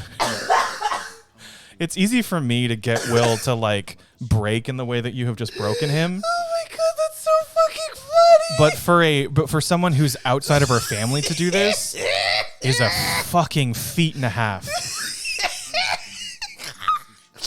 Oh my God, I'm so sorry if I'm making you feel like shit right now, but it's just so funny. It like I find your desire to not like to not fuck up so much a really endearing, but it's just it's very sweet, and I like the fact that you would take the time to like do that is really nice, and it's really sweet, and it's really thoughtful. But fucking hell, is it funny as shit? It's like tentacles predate furries by like 100 years. That was a part of Japanese culture back. There's wood carvings of women having fun with octopi. The very first instance of tentacle porn being a thing, and I hate the fact that I know this, is from a wood carving of like a father and a son octopus kind of like diddling a naked lady in the ocean. Yeah, and she's got like that weird blank Asian wood carving face. It's very unsettling. The tentacle porn predates furries by a few millennia. Yeah, it's been around. The fact that it's been around longer than like furries have is, and I have to say, I think this is just our niche knowledge that makes this even funnier. Yeah. But oh my god. Oh fuck. Yeah. Oh shit. And I know you haven't listened to any of this. Basically what's happened is you find out that the reason why the people who left Earth had to leave their paradise is because they created an AI that is a collection of all their consciousness put into one, and then they were dicks to it, so now it's on a mission to kill them all. And so they were coming to Earth to create a place where they could like resupply for a period of time and then fuck off again to try and find another planet. And so now they find out that the AI is on its way to Earth, and so that's the third game, is you're gonna fight that AI. Oh Jesus. Oh my god. It's really fucking stupid. That's really dumb, but I also like the fact that like, shit, we pissed off this fucking thing. And that's the visualization of the AI in the background. Oh god, that's really funny. I'm sorry, I cannot stop thinking about that. That's gonna be in my brain for I'm gonna tell my boyfriend that. Oh, story is continuing. Oh, there's more? So Nano says, my editor will also never let me live it down. They tell it to all their furry friends. I know that as a furry ally who not only thinks furries are like drag houses, but also tried to get a furry sensitive reader for a comic named My Genticle Hold on. Oh my god, this just gets so much better. Hold on. My Genticle Contesticle Tentacle Boyfriend. No. My Genticle Consenticle Tentacle Boyfriend. Let's see. Well, since we're having this type of stream today, how do you guys feel about that company that's trying to sell sex robots? I'm sorry. I'm too focused on something else right now. Yeah. That's fucking nebulous in comparison. I mean, like I'm sorry, that title of fucking loan it warrants so much. Yeah. Like I think this is the appropriate finale for this stream. Oh my god, it really No, thank you for making this stream end on such a high note. Yeah, let's see. James really wants to say testicle when there is no testicle. I mean, yeah, that's true. I want to. Oh, fucking because it's so. I didn't realize that they were so close in spelling until I had to say it next to genticle and boyfriend. Oh my god, that's. Oh fuck. That is so funny. I mean, like, furries should have drag houses, though, right? Like, I feel like okay, so I feel like furries would be better organized and better understood if they had drag houses. Probably it gives them more of a sense of organization, right? You know, feel the closest thing that I could feel. Although I don't see how that they wouldn't fall into like puppy play shit. Yeah, because like the thing that I said is like the closest thing that I can think of that would be an appropriate drag house would be like they're a part of my litter, which I'm like that has a lot of connotations to it. Yeah, I don't think that fits bleeds all furries. Yeah, not all furries are litters. Yeah. Oh fuck. Oh my god. Oh my god. That's just that is absolutely amazing. Yeah. Oh my god. Shit. That's so. Oh, I don't even fucking know what happened in this game, but it's all worth it. Just because you let us in a little bit too much. Okay, let's see. Oh my god. Let's see. On Webtoon it's just my tentacle boyfriend. Wait, hold on. It's on fucking Webtoon? Oh my god. You're giving us a location to find this? Holy ever loving fuck. Hold on. I am fucking finding this. Oh my god. Please do. Okay. I hang on. need to know that this My exists. Genticle? The fact that this, you can prove Holy that this shit. you proved its existence. My tentacle boyfriend. I need to see this right now. James, you don't under.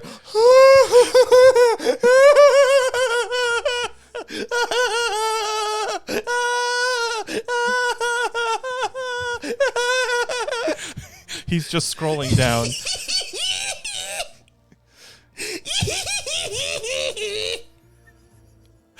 Wow.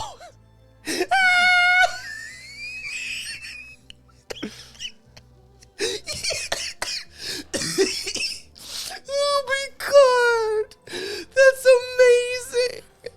Oh my fucking god. Oh shit.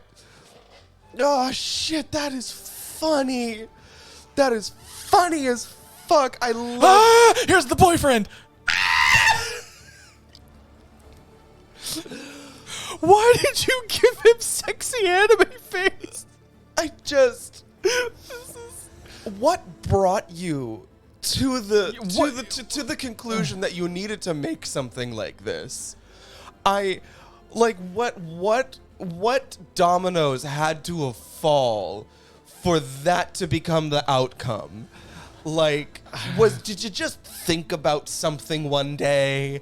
Like, oh my god, I have so many questions, and it's great. I'm having the best time right now. I think there's actually a manga out there where it's like it's like a relationship with a guy and like a slime monster girlfriend. Oh my god. And she's just like a blob or something. And they're like, and it's just a relationship thing with them. I would love it if like that got adapted into an anime. And the I slime could be I could also be thinking of just porn that Yeah, I had mean, like that could just be. that just But, had like, like a really here's cute my relationship dynamic. Here's the thing. I would love it if that got adapted into an anime. Mm-hmm. And in the anime, the slime girl, like the slime girl girlfriend, all she just said was like just like monster gurgly noises. Yeah. And like he's having a genuine conversation, like they're going through a breakup. Yeah. And it's just like, you never loved me, you never supported me, and she's like, See, Nano says, I thought of it as a joke and ended up taking the joke too far. oh, so And making exactly it a what we long- would do. Yeah, and making it a long-running weekly thing. So our podcast. Oh yeah, that's literally what our podcast turned it. Like this, I think this whole thing that happened, our podcast, this streaming, started off as just a joke. Me playing Hwa-Chung. Yeah, you playing Hwa-Chung, that started off as just kind of like It was a joke. it all was just it was just for a goof. It was for the lulz. And then it just kind of spiraled out into this, which honestly makes me love it a little bit more. The fact that like, if for whatever reason, let's say I also get nerd famous for something, I don't know. For playing Hwa-Chung. For playing Hwa-Chung. Let's just in this fictional world, I also play Hwa-Chung. Yes. I would love it if you and I were just like on a panel and somebody asked us about like our personal projects, like they became a fan of like we just speak to a crowd of nanos. Yeah. And you know, they were like, yeah, we found you for this thing, and then we found all this other stuff that was actually really great and we somehow loved, and Yeah. you guys never expected it. I would love just to be like, you want to know the funny thing? You want to know something that'll might make your day? All of that, all of the things you hold dear were for a fucking joke. Yep. Like, It was just a really, really long. it was a really long joke. joke. And we just kept, it started off as a pun, and then we're like, whoa, we can't let that go to waste. Right? Yeah, we can't. Yeah, we can't waste this wonderful joke that This we have. wonderful little pun. Yeah. We cannot waste it. So I guess we have to do this thing now. Yeah, And Nano says, I guess we'll need a Barbie sensitivity reader at some point, which I think we're well versed enough to be Barbie sensitive reader. What are you talking about? We're the sensitivity readers. Yeah. We're not trying to write furry tentacle porn our and not know what episodes about like our relevation. Like the last episode that came out was our breakdown. Was our full breakdown about the fact that we had to come to terms with the fact that we're Barbie fans with now. the fact that we're Barbie fans. I bought, and this is the first time that I actively sought out a Barbie product that's just a Barbie for myself and only myself. So for their Pride collection, they have a Laverne Cox limited edition Barbie to where she is the first trans woman to get made into a Barbie. I bought that. Which is I wanted it. It is also a heinous crime because Trixie Mattel's a drag queen, but like Trixie Mattel is a drag queen. She's not a trans woman. I understand, but like shit straight. I understand that, but like it feels inappropriate that Trixie doesn't have a Barbie. I'm surprised that Mattel has not reached out to her for like, because like a lot of other places have reached out to talk to she's Trixie. got a fucking Funko. Yeah, she has a. Well, everybody has a Funko. I have a Funko Pop. How did you get one and I don't? I asked them the same thing. It was really weird. Like you told them I'm Hua-Chung, right? Yeah, no, I did, and they're just like, we're just gonna stick with you. I was like, what? I know. Like, and Saddam Hussein, he has one. How? I know. I just had lunch with that guy. He didn't mention this at all. Well, I mean, it happened a while ago. I mean, I only knew about it because I was there at the model. But I was complaining about this very thing. And he was, I don't know, maybe he just felt bad. Oh, that's why fuck he didn't that mention guy. He's such a dick. I know, right? Oh, God. Sometimes I wish the U.S. government would just shoot him in the head. Sometimes, I know this is horrible for me to say, but I just wish that they would just invade his compound. Yeah. And maybe like a stealth mission or something like that. And then just shoot the guy in the fucking zero dark 30 that guy's ass. Oh, my fucking God. Jesus Christ, this has been fun. Oh my God. This has been a fun time. This has been so much fun. Yeah, this has been Horizon Forbidden West. Yeah. A game that I played and Will didn't. Yeah. Even though I played it, I still have no idea about anything that I did. No. Because we were talking. But yeah, I think, and then we have the next game that we're gonna play already lined up. We know what we're gonna do next. Yeah, we're gonna have fun with that one. However, we're not gonna be streaming for the next 2 weeks because next week we are going to be in California. Yeah, visiting our granddad. Yes, and then the week after that is the convention. So, so I will be out of state again. Yeah, so this is I think it was good that we ended on the finale of this game. That's very true. Yeah. I didn't plan for it, but it worked out. I mean, it all worked out that way. Yeah, Nano says Detroit Become Human. I mean, we could do that one at some point. I would like that. I really like that game. That game is actually really nice. You know what game I think we really should do? What? If we can find it, Beyond Good and Evil, like the first one. I think we might be able to get it on the PS4. Ooh, that'd be nice. We'd have to. I think we might be able to do that way. I don't know if it's on the network for the PS5. Ooh, I would hope it is. Because that game is excellent. But we could look into it. Yeah. Hey. Comment on stream what you want our next game to be. Yes, all two people who talk to us. All two people who talk to us. Comment what our next game should be. It's probably not going to be it because we've already decided. But like, comment what so we can get some ideas. Am I doing review streams this weekend? So, yes, but there's a little snafu with that because I signed up for a class that I forgot they were talking in California time and not Texas time. Yep. So that class is bleeding over into when I would normally stream. So there's not going to be a stream tomorrow. But oh Jesus. Okay, hold on. Misko VT says watching the stream for the first time and just wanted to say all of it was amazing. I am so sorry. This is your first. Today was your first. Throwing you in the deep end. Like, my God. I mean, at the very least, you've been inoculated to the insanity that is this. Like, get ready, because this is all that it is. And it's going to be worse than the next game we're going to play. Oh, yeah. We're going to be a little bit randy if I do say so myself. But anyway, so but I'm not going to be streaming tomorrow because of the class. So what I'm going to be doing is just combining my reviews on Sunday. So I'll be having to watch 4 episodes of Modo Zushi. Oh yeah. You're still doing that. Yeah, I'm still doing that because that's still a thing. So I'll be doing those on Sunday, and then on Monday is going to be my normal solo stream. So yeah. All right. Well, it's about that time. they said they're hooked. I'm sorry. I think this is the funny thing. I've noticed that with our handful of fan,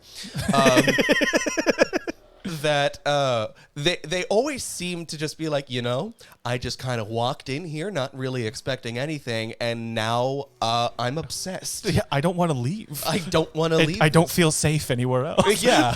Like, of the people who we just somehow rope in. Yeah. It just seems to be that way. Yeah. All right. Well, so I guess we'll talk until this little thing's over. How long do you think this is? It's like 5 minutes, I think. Oh, well, I don't know how fucking long we've been talking. Well, we've been talking. Well, I mean, we're almost at time normally. Oh, well, hey, why don't we just wait till time? So we'll just. I guess we'll just talk. Oh my fucking God. I guess we'll talk to our handful of peeps over here. Yeah. Talk to our fan in the chat. Yeah, talk to fan in chat. Yeah. Oh my God, I'm still thinking about it. I can't. A furry sensitivity reader. I cannot stop thinking about that. I unfortunately, I'm not friends with any furries. I just know furries. Yeah, that's fair. I would say I'm more acquaintances with a lot of furries. And so like I would want to. I want to now like corner a furry and be like, I mean, we furry could talk what would a furry sensitivity reader do? I know. Well, I mean, we could talk to like Roxanne. No, Roxanne's insane. Well, yeah, but that's the perfect person to talk. She's a bad example of a furry. Okay, so I have to tell you guys. She's such a good furry. She's a bad example of a furry. Well, I think that's why she would be the perfect person. So, like, okay, so I had a question. So Roxanne was a former coworker of ours, and they subscribed. Yeah, the second subscriber. Yeah. Woo! Love ya. God, thank you for that. That's amazing. That actually, we're a mom and pop organization over here. That's very true. See, it's like Green Day said, like I didn't even listen to the podcast, just decided to tune in since I'd already been watching other streams with James. They've been watching my other. Or she'd been watching my other reviews and stuff. So she started watching this one. And then she was like, "Oh, yeah, this bitch, and that bitch, you bitch, that bitch, who bitch, which bitch, you bitch." No, but like I want to talk about like Roxanne for a half second. Mm-hmm. So like the former coworker, there was just a day. The job that we were dealing with at the call center was just awful, absolutely awful. It was an awful job, and a lot of the time we would just just try to make conversation and just talk about the most random ass shit. Yeah. And so I ended up asking her one day, if you were to do a drunk history episode, what would your subject be? And she specifically oh my said, God, yeah. Like the history of like furry. The history of Fur Affinity and the many people who've been in charge of that website. Yeah. Like she wanted to do a full like tutor line. And I was just like chart of everybody. I was like, oh my God. Like, no. Just like, no, Roxanne. Like, Roxanne, no. You know what's funny? I saw her drawing at work, and I didn't realize she was a furry. Really? Yeah, well, because she was doing something, and I was like, oh, that's real. Like, I was looking at her, and I was like, that inking is so good. Because I love comics. Technique. Yeah, well, because I love comics, and I love everything that goes into it. So, like, I have an appreciation for, like, inking and lettering and stuff. And so I saw her work, and I was like, it looked familiar, which was weird, which is a bad sign. Which is already a red flag. Yeah, but then the second thing was that like I was like, oh my God, like that looked really good. I love her inking, and so I think she never clicked that what she was drawing was furry shit. Well, for me, like if someone's drawing furry shit, it doesn't mean that they're furry. It could just mean that they have a furry commission or something. That's fair. But like every artist has at least one, even if they won't tell you about it. Right, and so I didn't think about it, and then later on, just finding out how aggressive of a furry she is, I was just like, oh, she is like a hardcore furry. It was very weird. Like she's a fucking like of like evangelical level of furry. It is funny. Yeah. Like, Nano says, I don't follow, I harass. Thank you for playing. oh yeah, look at that. Oh, Thank you well, for playing. looks like the game is over, and looks like we don't have to talk about furries anymore. I mean, I mean, kind of want to We're still going to talk because I about can't stop thinking about it. furry sensitivity. About the fucking furry sensitivity reader. Ah, Jesus Christ. Oh my fucking All god! right. Well, that was fun. That was it. that was Horizon Zero Dawn. Yes, that was the Ashley Birch Show, starring Ashley Birch and Ashley Birch and Ashley Birch. Yeah. Oh my. Oh fucking hell. Yeah, Oh god, this was a great ending. it really was. All All right, right. so we're having a break, and then we'll be back with a new game. Yeah, hopefully. So All right. Well, bye everybody. Bye, We're glad that you everybody. were here with us. Woo.